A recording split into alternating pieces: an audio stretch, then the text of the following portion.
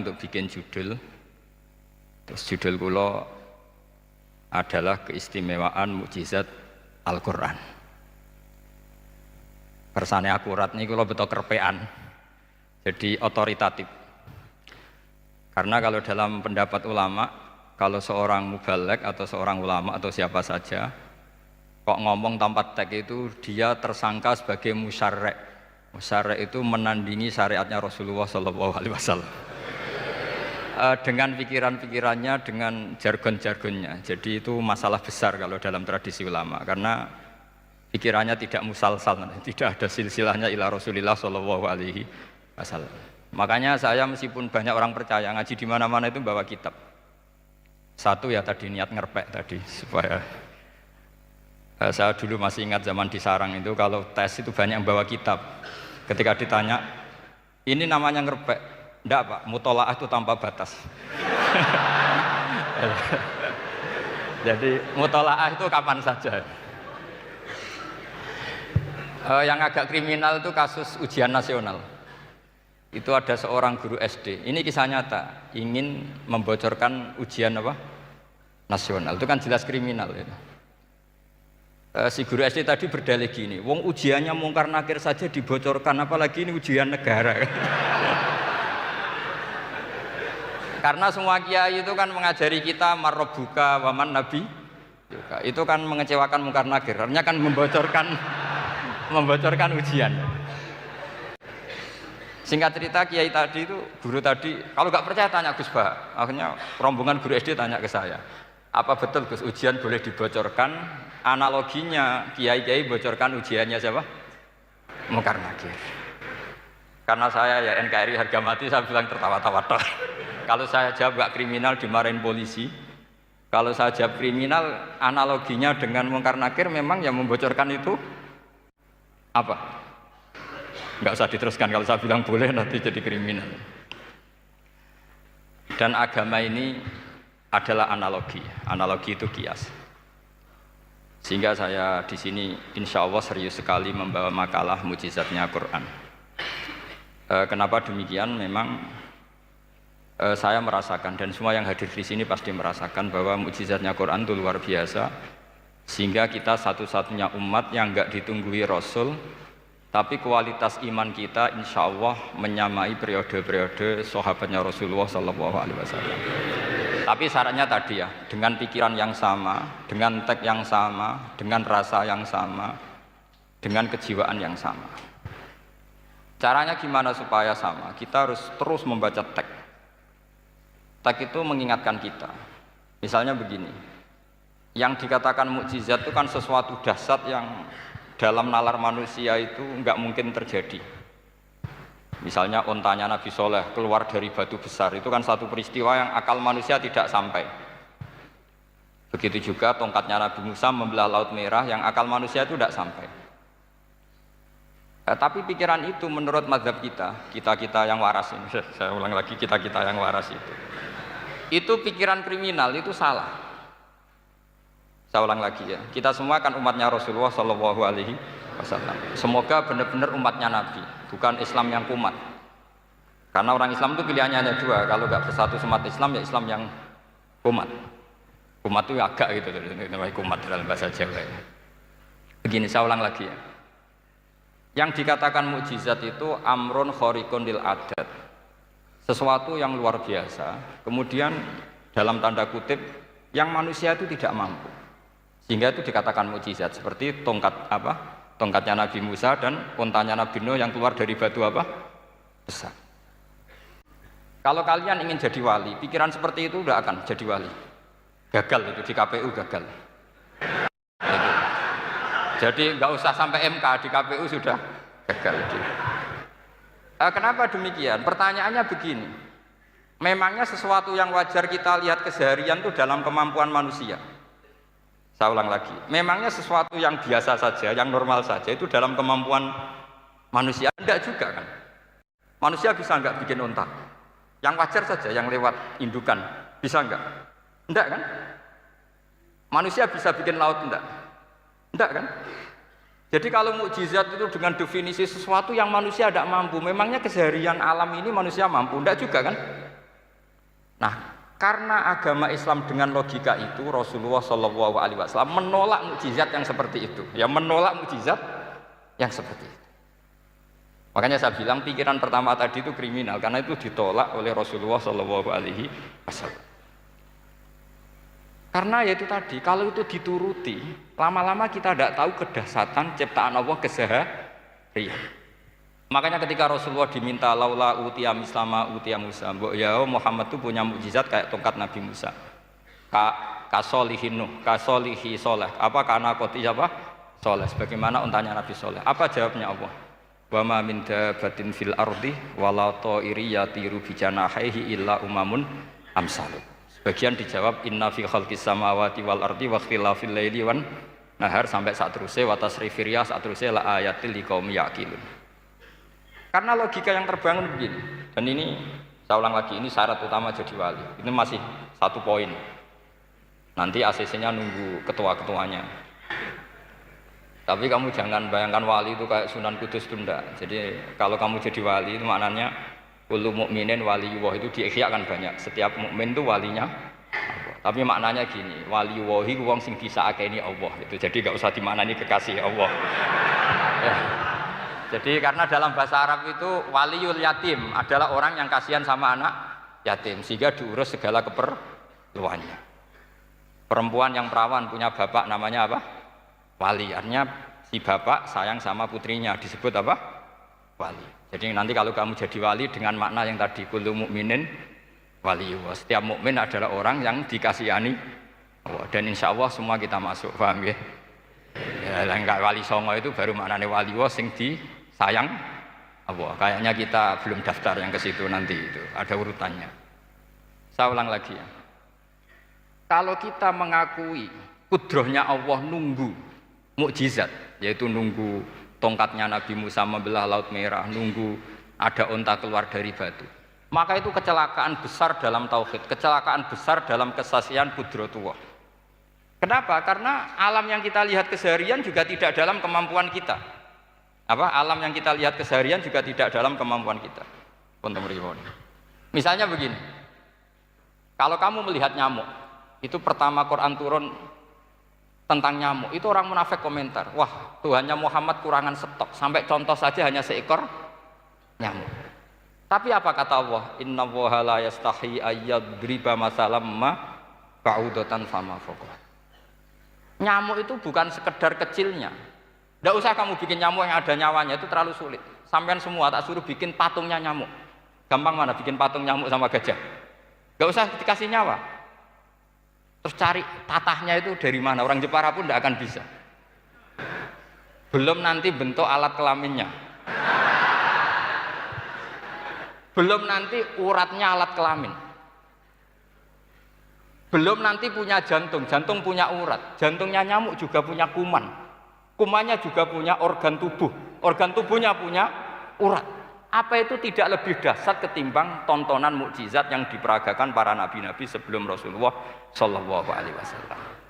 Maka sebetulnya ketika Quran saya katakan mukjizat ila yaumil qiyamah adalah pertunjukan Allah bikin nyamuk. Innallaha la yastahi ayyadriba mathalam ma ba'ud. Itu bagi orang alim percontohan nyamuk itu lebih dahsyat ketimbang percontohan mukjizat Nabi Musa membelah Laut Merah. Juga lebih dahsyat ketimbang pertunjukan Nabi Soleh ketika mengeluarkan unta dari apa?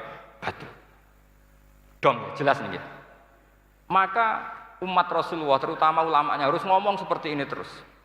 Dengan cerita seperti ini maka Quran jauh lebih dahsyat. Makanya mukjizatnya Quran tanpa apa? Batas. Jelas ya. Makanya kita harus bertobat secara masif, mengatakan kedahsyatan adalah nunggu sesuatu yang khariqun lil adat. Bahwa yang kita lihat keseharian adalah semua di luar kemampuan kita. Lah kita ini kan keliru, yaitu tadi, wah onta keluar dari apa? Batu. Laut Merah terbelah, ini dahsyat, manusia tidak akan mampu. Memangnya manusia pernah mampu bikin laut? Memangnya manusia pernah mampu bikin nyamuk? Memangnya manusia pernah mampu bikin telur ayam? Karena keseharian seakan-akan ini tidak ayatnya Allah Ta'ala. Itu kebodohan, makanya tidak mungkin jadi wali. Yang jenis seperti ini ya jadi wali. Sama tenang saja, nanti saya paling nggak sampai 1 jam karena saya tidak biasa ngaji umum. Saya mau itu karena menghormati bapak saya, karena buyut saya itu orang Damaran, namanya Mbah Hafsah. Hafsah binti Maksum bin Soleh bin Asnawi Sepuh. Jadi saya ini ya turunan asli orang Kudus. Jadi saya datang tidak dalam rangka hormat jenengan, hormat bapak saya sendiri sebetulnya. Jadi jenengan tidak punya hak adami sama saya, karena saya datang tuh hormat bapak saya. Tapi saya ingin melatih iman yang benar. Saya ulang lagi, saya ingin melatih iman yang benar, karena ini penting. Sehingga Allah cara menjelaskan iman itu aja inna fi khalqis samawati wal ardi. Kamu lihat saja langit dan bumi. Seterusnya sampai waqtilafil laili wan nahar, sampai wal fulkil lati tajri fil bahri, terus sampai wa tasrifir riyah. Ini semua tontonan yang kita lihat semuanya di luar kemampuan kita. Itu tadi contoh paling gampang, nyamuk kayak apa? Apapun profesornya seseorang, apa bisa bikin nyamuk? Tidak usah yang bernyawa, patungnya saja. Coba nyamuk itu punya organ tubuh enggak? Punya. Organnya ada kumannya enggak? Ada. Alat kelaminnya ada bolongannya enggak kira-kira? Ada. Kayak apa sulitnya? Jadi andaikan saya ke umatnya Nabi Musa terus bengkei lah sama Nabi Musa, ini gue Nabi Musa keren punya tongkat, saya akan bilang Rasulullah lebih keren karena punya Quran. Nah di sini makna kenapa mukjizatnya Quran dikatakan afdolul mukjizat, mukjizat paling keren paling hebat, karena menjadikan manusia punya nalar yang lebih objektif. Artinya lebih objektif.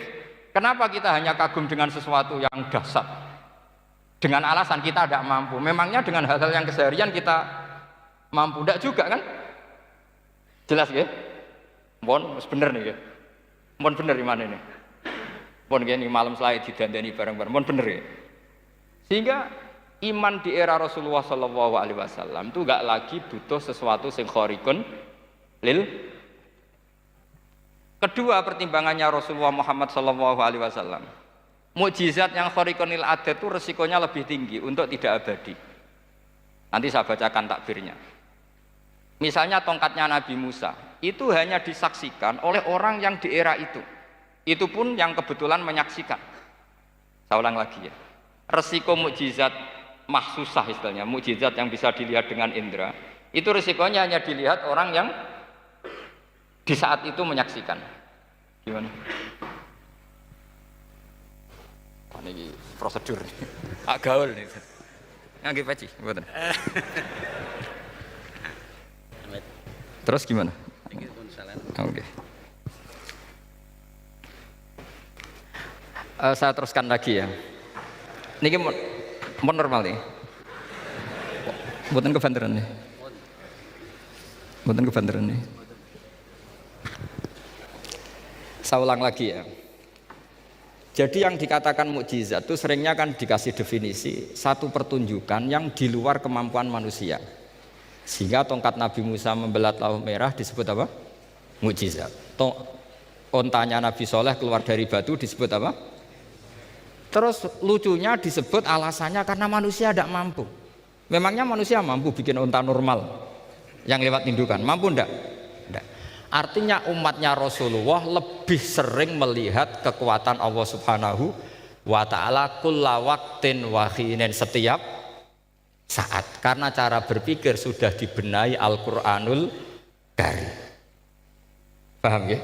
Maka untuk jadi wali umatnya Nabi itu lebih mungkin karena melihat kedahsyatan Allah setiap saat. Tidak usah nunggu sesuatu yang super kayak apa? Kan filakil bahri, sebagaimana laut terbelah oleh tongkatnya Nabi siapa? Musa. Terus ketiga, kalau logika mukjizat gini itu terus menerus seperti yang dialami Nabi Musa, resikonya adalah umat selalu menuntut hal yang aneh-aneh dan melupakan hal yang pokok. Itu lebih bahaya lagi. Misalnya begini contoh gampang. Kita ini hidup di bumi setelah sampean belajar ilmu falak atau astronomi atau belajar geologi. Planet yang sebesar ini apa? Semuanya itu sudah maha dahsyat. Gara-gara kita berpikir butuh kejadian yang aneh. Ya gara-gara ingin kejadian yang aneh. Mungkin lama-lama Anda ingin cari model hewan yang kepalanya itu di pantat. Baru percaya kudrahnya Allah. Lama-lama kamu jadi dukun. Seneng ular yang berkepala manusia, itu baru dahsyat. Nanti menjadi klinik. Makanya kritiknya ulama kritiknya ulama. Mukjizat itu tidak perlu dituruti. Karena kalau dituruti itu bahaya bagi kelangsungan kenormalan kita. Makanya kata Abdul Hamid Khan, termasuk kitab yang saya kagumi, kata beliau begini, yang menjadikan orang kafir adalah dia nganggep kudrahnya Allah Ta'ala itu bergantung sesuatu yang dahsyat. Dia nggak sadar bahwa keseharian dalam hidupnya semuanya pertunjukan kudrahnya Allah Subhanahu wa Ta'ala. Kayak tadi, saya contohkan nyamuk tadi. Inna woha la yastahi ayyadriba masalam ma. Terus terusannya ba'udotan fama fokwa. Kayak apa susahnya bikin nyamuk? Sudah kecil, punya alat kelamin, punya organ, punya urat. Lalu dalam tubuhnya juga ada kuman, kumannya juga berorgan. Kebayang nggak Anda bikin seperti itu? Enggak. Dahsyat mana dengan tongkatnya Nabi Musa? Sama-sama berstatus kita tidak mampu sama sekali. Dahsyat mana? Sama kan? Nah, itu yang diinginkan Rasulullah Shallallahu Alaihi Wasallam, dan Al-Quran menggiring kita cara berpikir begitu terus. Sehingga Quran cukup menghentikan wa ma min dabbatin fil ardi wala ta'iri yatiru bi janahaihi illa umamun amsalukum. Sebetulnya burung yang setiap hari terbang, yang setiap hari lewat Anda, itu semuanya bukti kekuasaan Allah Subhanahu wa Ta'ala. Tidak usah nunggu kejadian-kejadian super dahsyat. Terus keempat, korbannya para kiai, termasuk saya. Jadi nanti kalau saya tidak bisa haji terbang, wah tidak kiai, tidak bisa terbang. Tidak bisa kayak Harry N. Potter misalnya gitu, tidak bisa kayak Harry. Jadi nanti kiai juga dituntut gitu, bisa terbang kayak Aladin. Jadi nanti repot. Semua kebenaran agama bergantung pimpinannya ini punya kedahsyatan-kedahsyatan itu. Akhirnya celakanya apa? Ada orang yang pura-pura dahsyat tapi penipu, kayak kasusnya Dimas Kanjeng. Oh nggih. Mboten apa-apa, sing penting ini lancar mon. Nggih nggih monggo.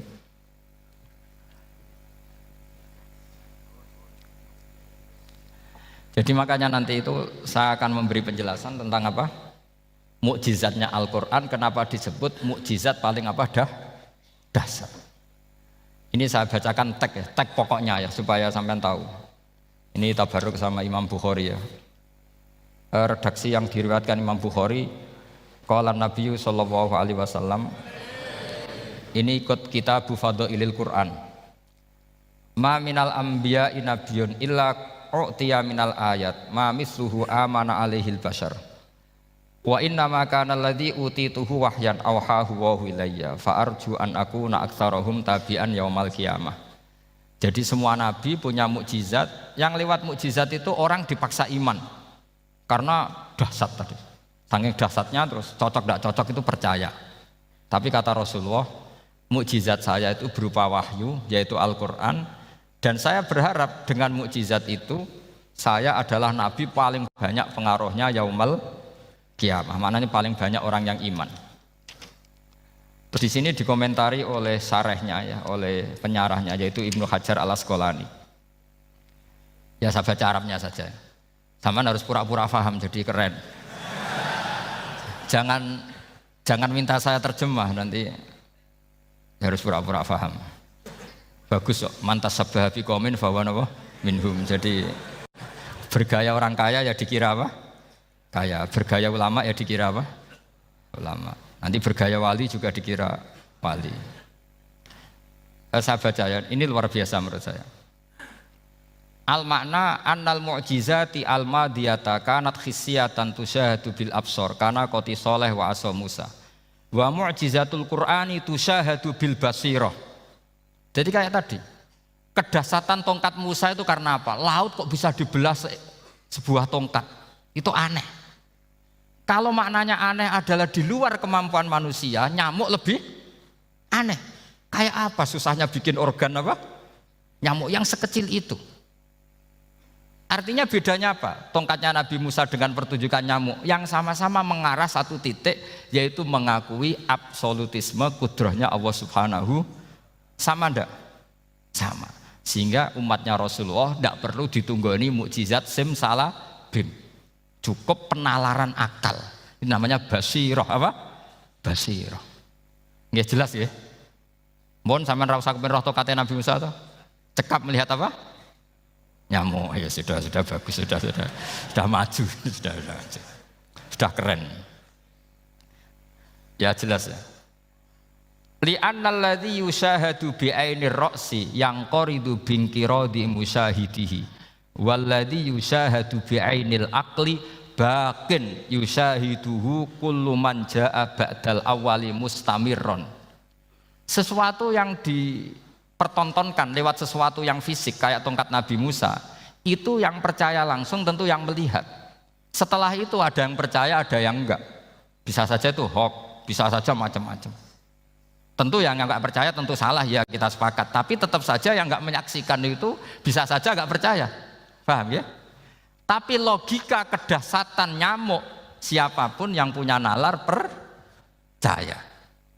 Artinya giringan Al-Quran untuk melihat mukjizat itu kedahsyatan Allah bikin nyamuk itu abadi ila yaumil kiamah. Dan siapapun yang waras akan ikrar dan tetap menyaksikan. Karena insya Allah ada nyamuk terus ila yaumil kiamah. Itu kan teman tidur kita, paham? Makanya kamu kompromi dengan nyamuk. Sekali-kali jangan dicablek. Ini ayatnya Allah. Ya bila perlu dicium, dielus-elus gitu.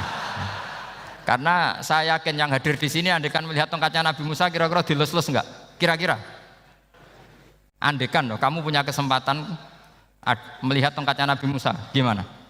Dilus-lus, dikai mori, dikai kembang 7 taman, kan gitu. Tapi kenapa nyamuk enggak kamu begitukan?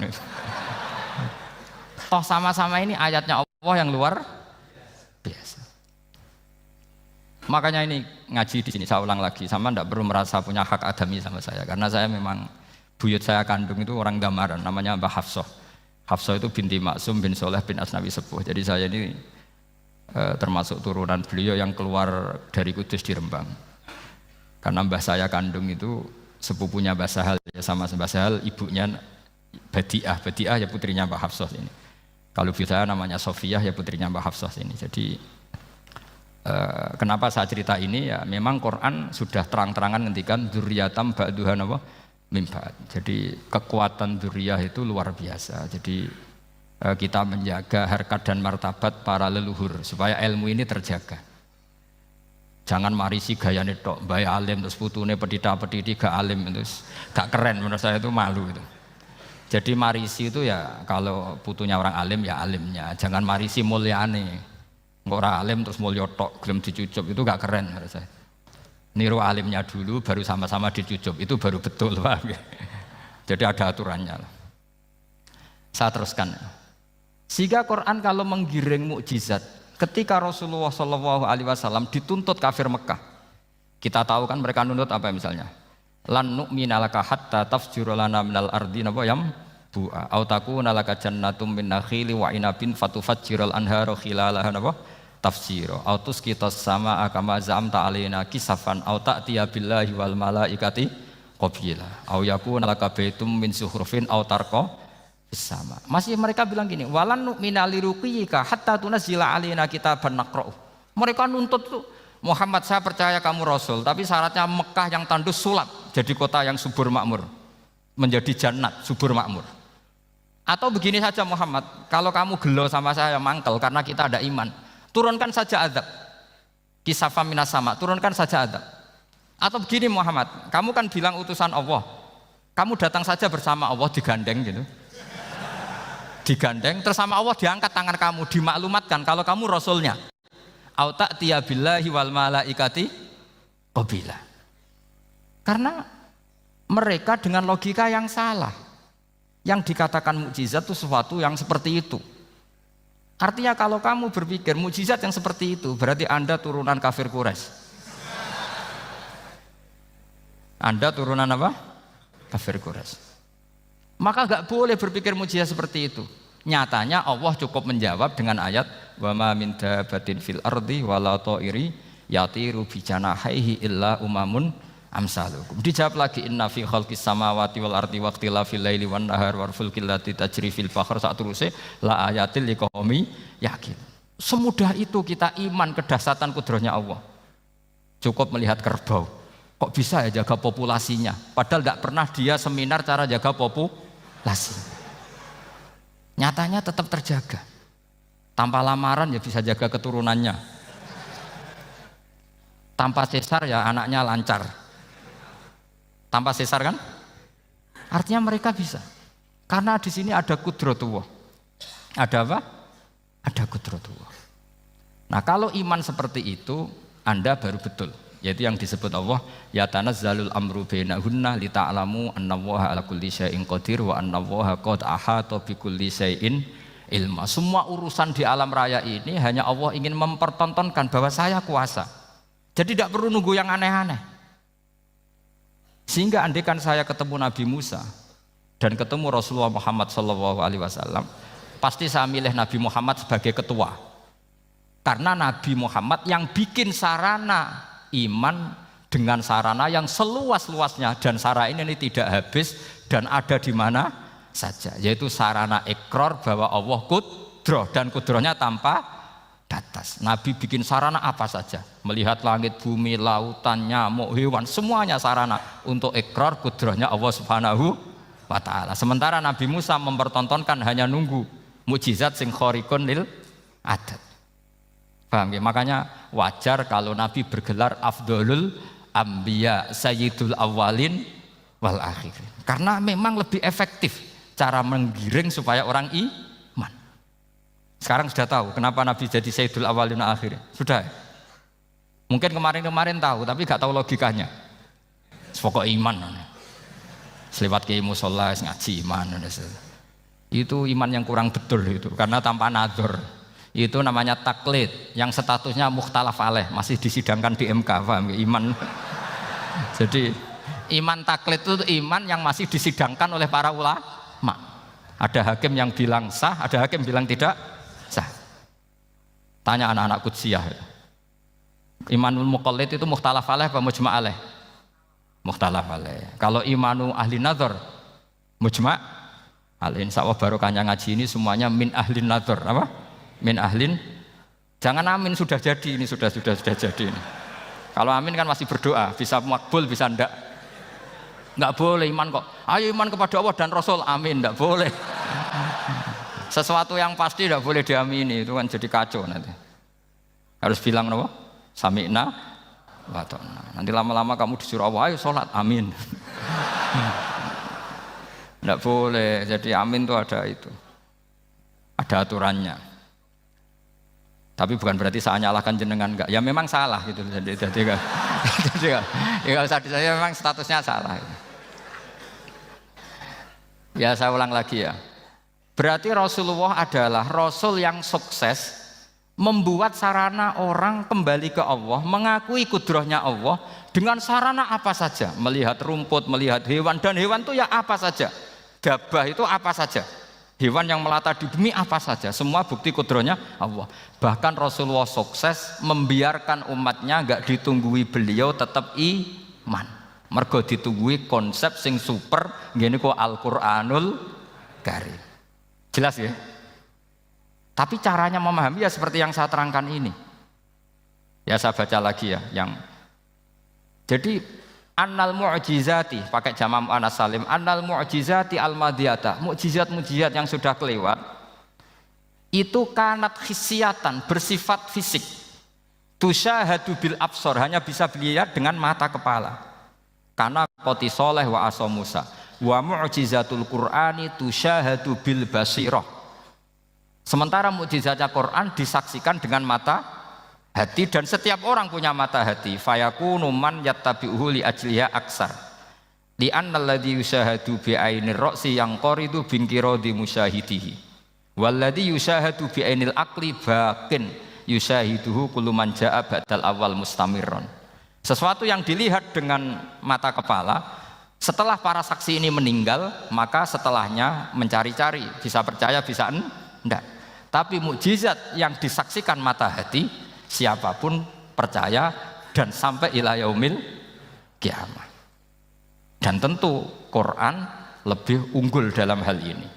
Dan insya Allah kita semua adalah ahli Quran. Yaitu harus punya kesimpulan falamma tabayyana lahu qala a'lamu annallaha ala kulli syai'in qadir. Sebagian ayat wa li ta'lamu annallaha ala kulli syai'in qadir wa annallaha qad ahata bi kulli syai'in ilma. Itu kenapa mukjizat Al-Qur'an dasar. Itu yang gampang-gampang ya, melihat nyamuk, unta, kerbau itu yang gampang. Anda tak naikkan kelas sedikit menjadi agak ilmiah.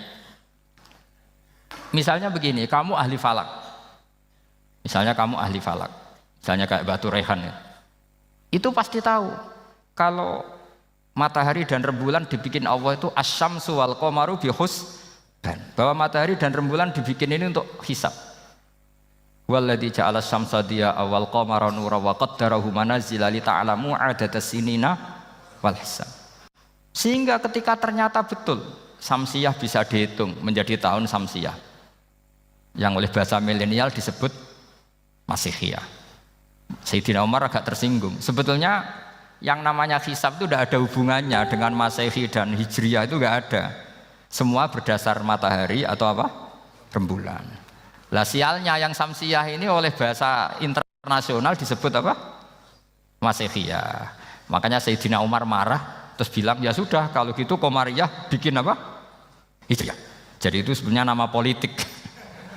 Sebetulnya kalau objektif yang jadi ukuran ya Samsiyah sama Qamariyah. Berhubung ini sudah diambil tetangga partai sebelah, akhirnya ya kira-kira gitu loh. Jadi kira-kira seperti itu. Akhirnya kita namanya apa? Hijriyah, apa Samsiyah sama apa?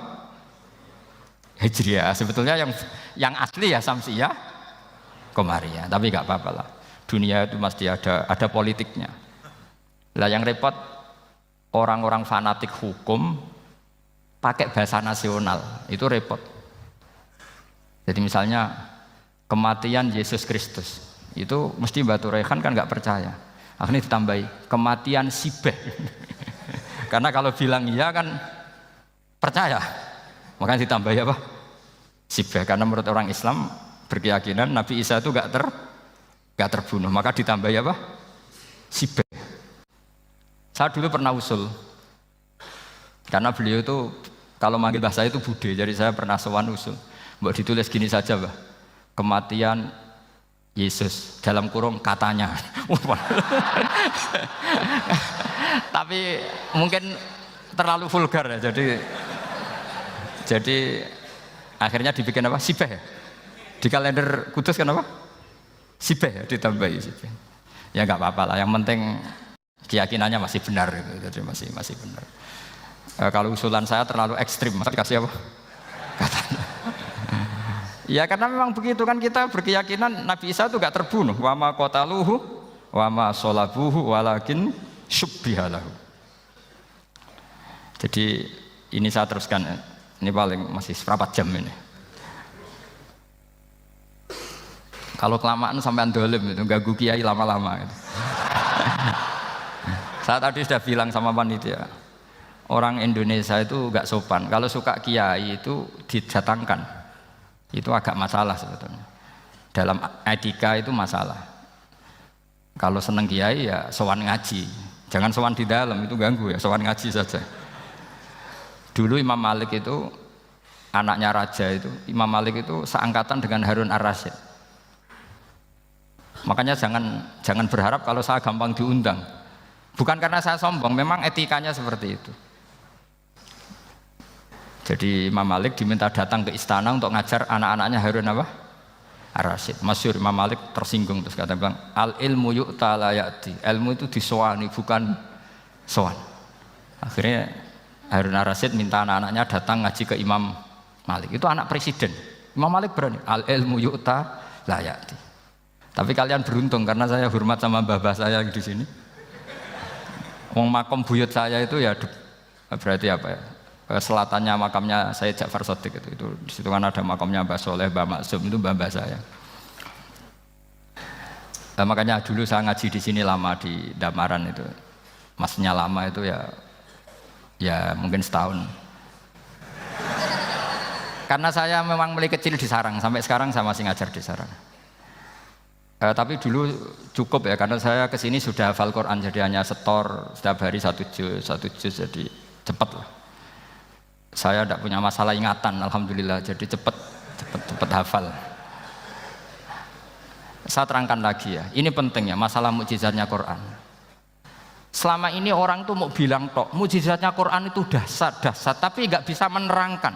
Itu masalah.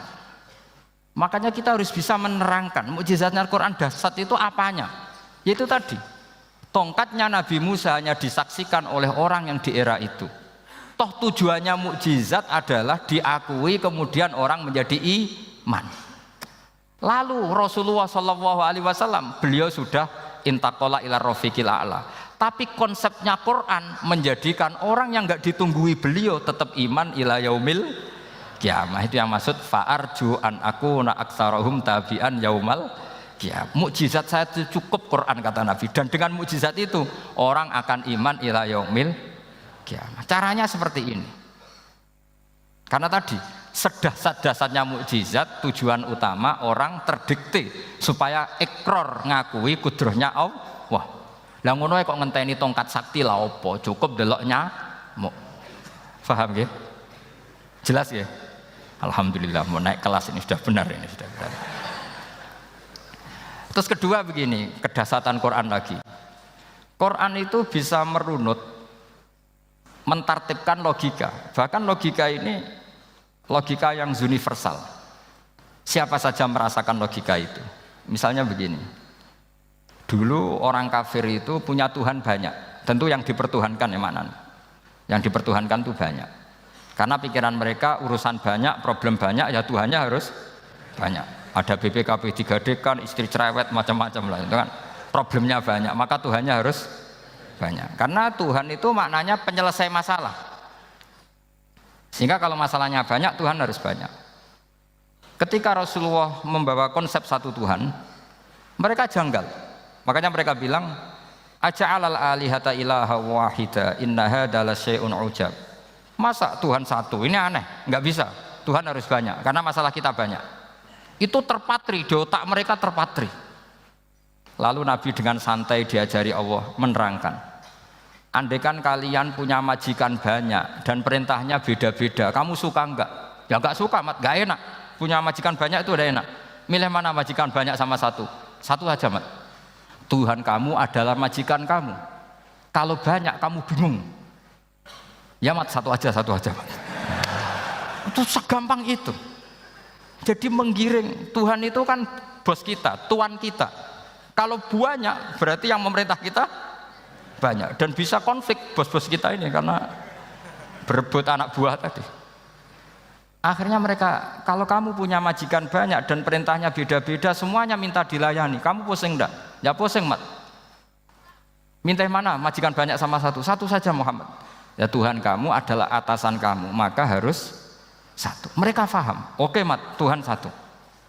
Itu yang dimaksud dorobawaw matalar rojulan fihi syuraka umutasyakisuna wa rojulan salamal lirojul hal yastawiyani masalah. Langsung alhamdulillah. Karena mereka yang paling bodoh pun paham dengan logika itu, paham. Kalau Tuhan banyak, perintahnya banyak, kita repot. Maka Allah bikin satu masalan, yaitu rojulan fihi syuraka umutasyakisuna wa rojulan salamal lirojul. Satu lelaki, satu bos, satu perintah. Kayak apa mudahnya Allah. Kemudian mereka tetap menuhankan Lata, Hubal, dan Uzza. Karena mereka dipertuhankan. Sebenarnya nggak pernah Tuhan, tapi dipertuhankan. Allah memberi contoh itu sederhana sekali. Wa daraballahu mathalar rajulaini ahaduhuma abkam la yaqdiru ala syai'in wa huwa kallun ala maulah aina ma yuwajjihu la ya'ti bi khair hal yastawi huwa may ya'muru bil adl. Kata Rasulullah, Lata itu menurut kamu apa? Ya Tuhan kami. Muhammad, Hubal ya Tuhan kami. Uzzah ya Tuhan kami. Lalu kalau mereka kotor ya saya mandikan. Kalau hidungnya coplok ya saya tata.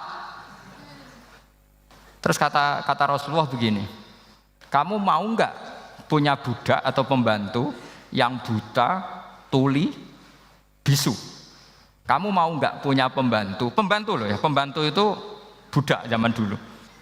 Kamu mau enggak punya pembantu yang buta, yang tuli, yang bisu?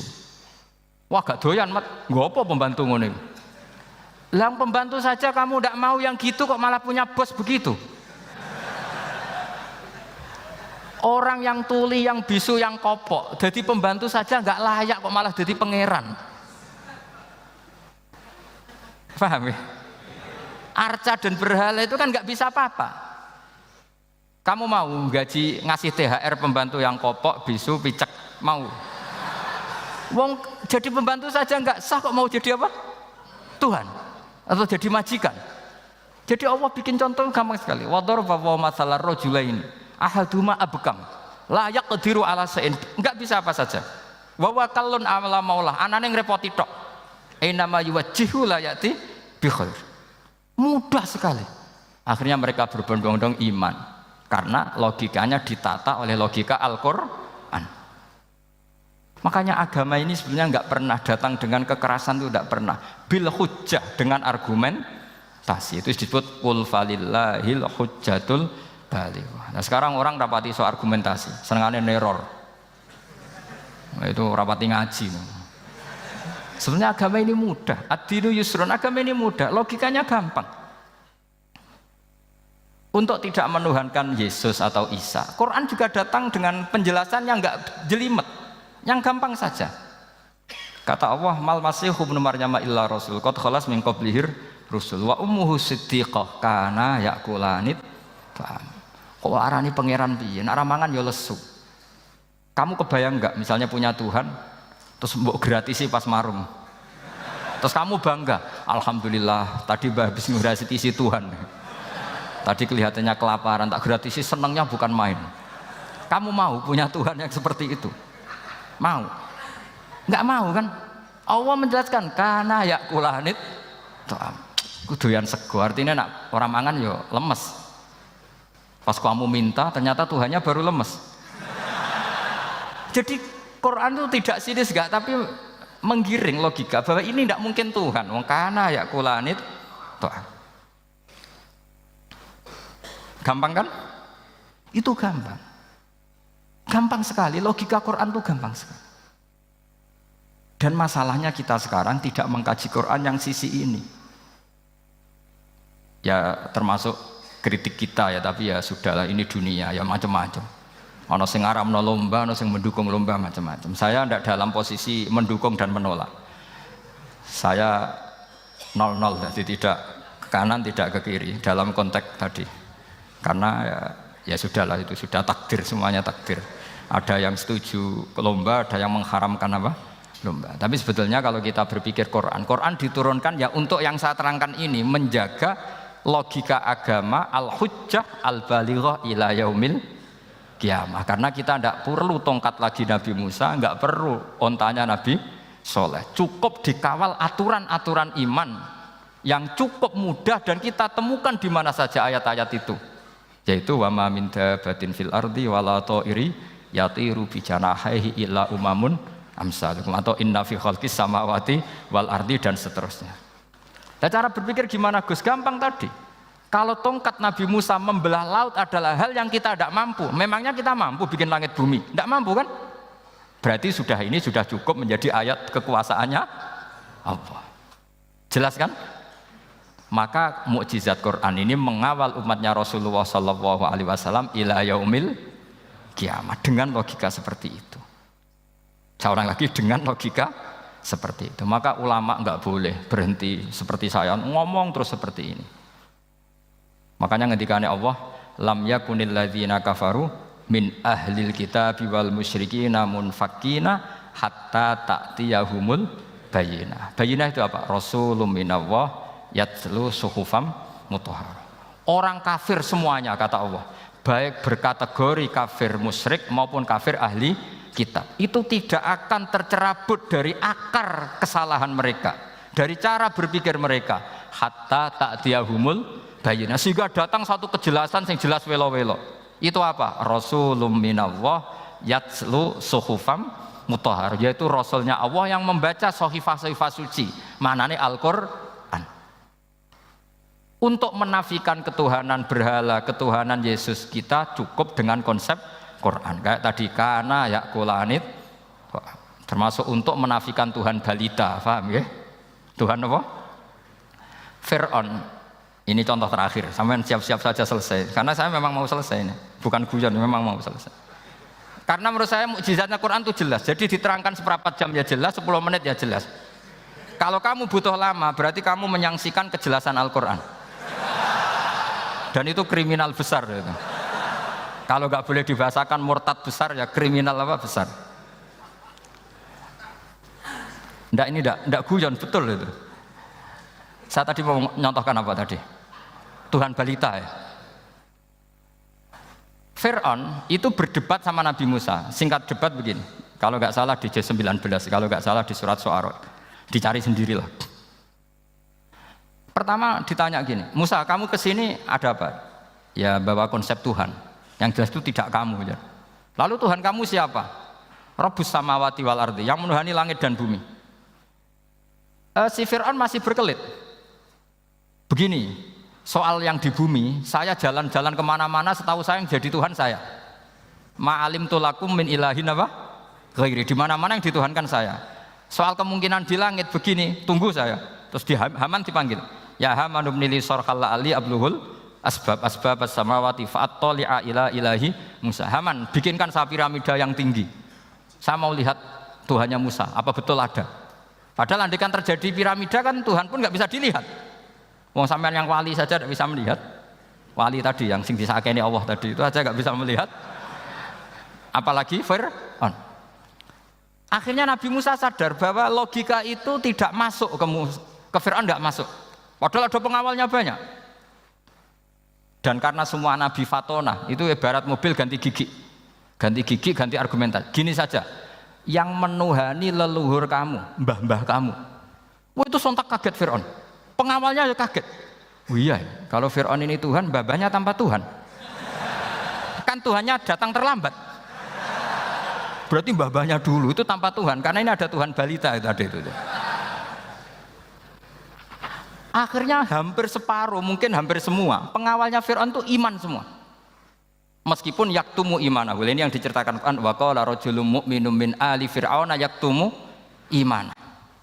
Karena runtuh, semua logika Fir'aun sebagai Tuhan itu runtuh. Hanya dengan logika, kalau kamu Tuhan, lalu mbah kamu Tuhannya siapa? Fir'aun mangkel. Wah bahaya logika Musa, tangkap Musa, udah gak debat lagi.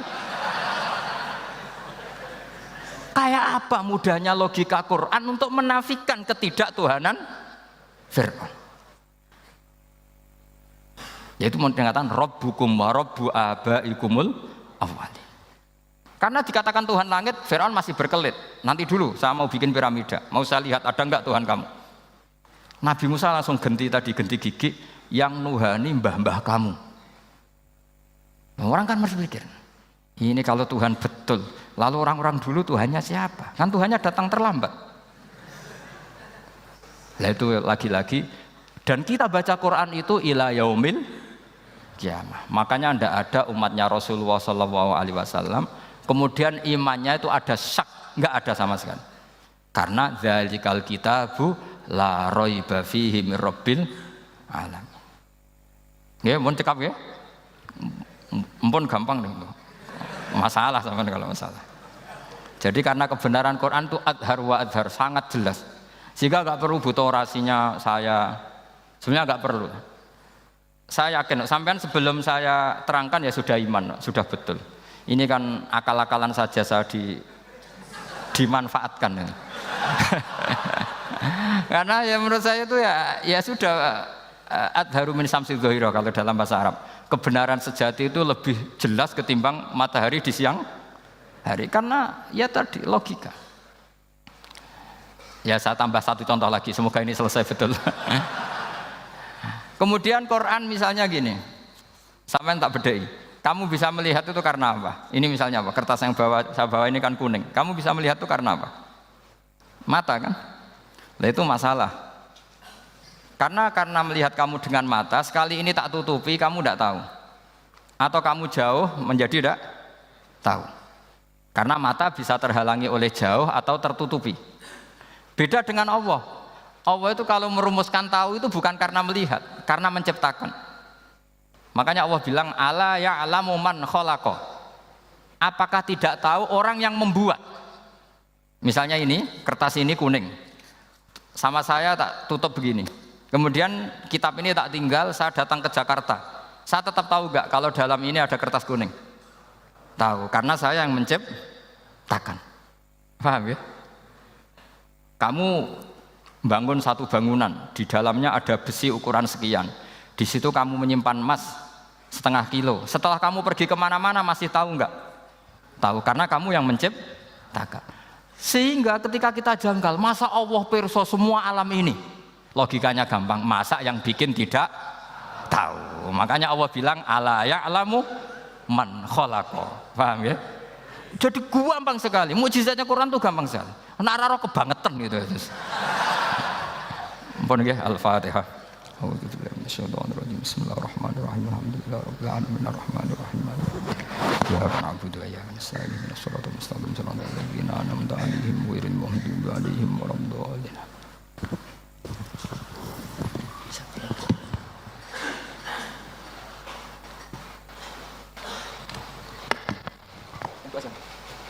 Enggak usah doa.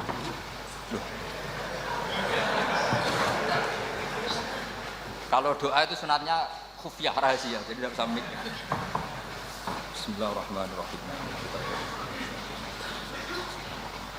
Wa ala alihi wa sahbihi wa barik wa sallam.